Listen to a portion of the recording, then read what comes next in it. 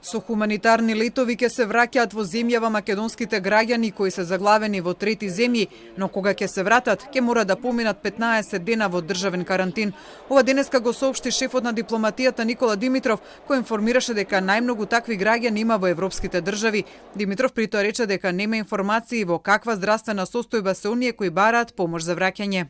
Направивме еден пресек, бројката варира, дел од луѓето успеваат, можеби во меѓувреме, се зголемува исто така евиденцијата.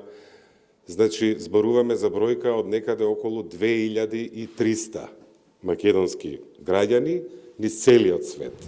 При тоа тој упати апел до македонските граѓани кои не можат да се вратат во земјава, а кои досега не се пријавиле во МНР дека им е потребна помош, да го направат тоа до утре, недела 22 март до 18 часот, на контакт броевите и електронската пошта на МНР за оваа намена, за да се има прецизна бројка на колку граѓани им е потребна помош за враќање. Тој при тоа информираше дека во фокус на извлекувањето ќе бидат земјите каде има поголема концентрација на наши граѓани, но предупреди дека тоа нема да може да се прави континуирано поради голема организација и трошоци. Владата одлучи сите граѓани што ќе дојдат во поголеми групи со хуманитарните летови ќе бидат во задолжителен државен карантин во траење од минимум 15 дена.